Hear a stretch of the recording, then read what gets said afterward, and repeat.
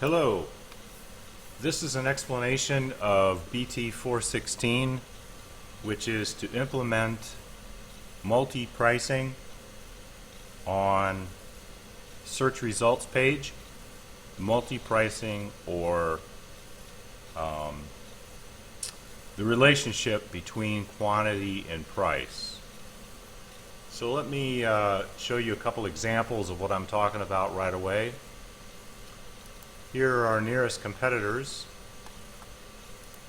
and if I search for a part here, you can see, I hope you can see this clearly, the price-quantity relationship is displayed in a table, sort of in tabular form, when it's available. Sometimes it isn't available, the data isn't given. For whatever reason, they're only giving the price for one, or alternatively the price for their the unit price at the minimum quantity. Sometimes they have a minimum quantity, which is an important thing to remember in this implementation. Here's another major competitor of ours, Octopart, and Octopart has it implemented this way: the relationship between quantity and price. And notice that they sort of round it up from 1 by factors of 10.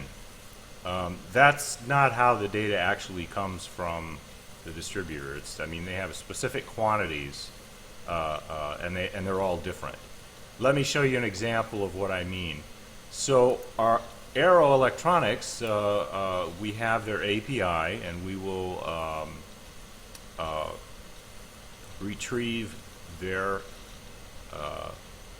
price quantity data through the API when searching for a part. So we'll need to retrieve it and then display it in some way on our website, which I'll explain in a moment.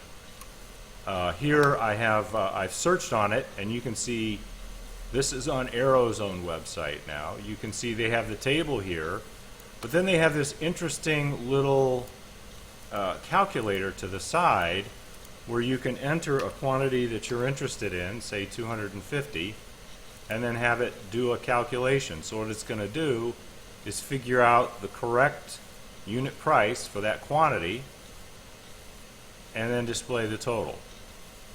Now, what we're going to do is a little different from that. What we want to do is use a quantity box and a slider to increment in quantities of 1, and to be able to adjust the quantity when doing that calculation. So you can see here that I've added a column for minimum and total, and this is because the minimum will be, if there's a minimum order quantity, it will be part of the data that's retrieved from Arrow Electronics through that API. Otherwise, it's 1. By default, it's 1. And then over here, the price is per 1, or that minimum quantity,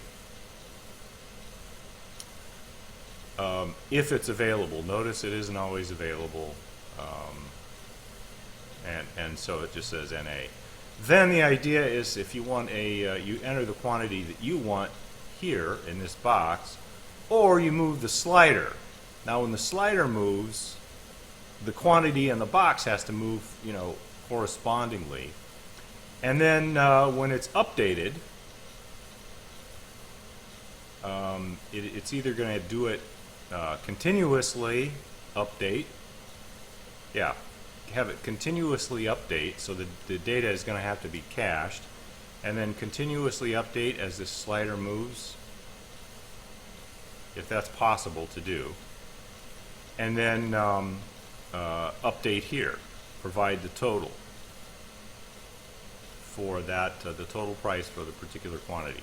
The price is going to change too. So the minimum here will not change. That's just a number that we get from them.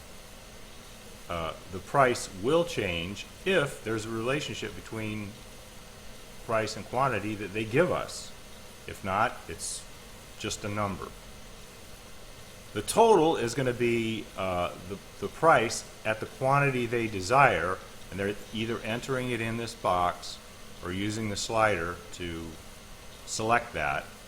And so that's simply going to be the price times the quantity they're looking for, and the price is whatever the price point is at that quantity.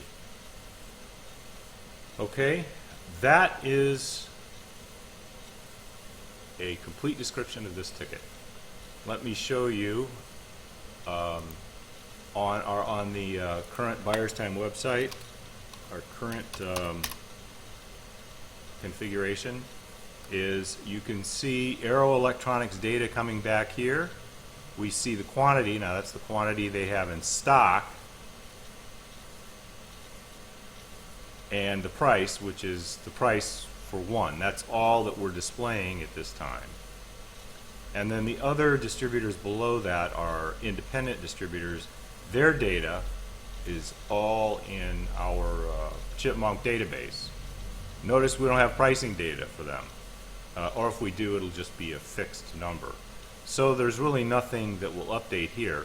But the idea is when we have this slider in place, or we have this quantity, or you enter if you select a quantity through the slider or entering the number that you're looking for in the box, it will update the total for you.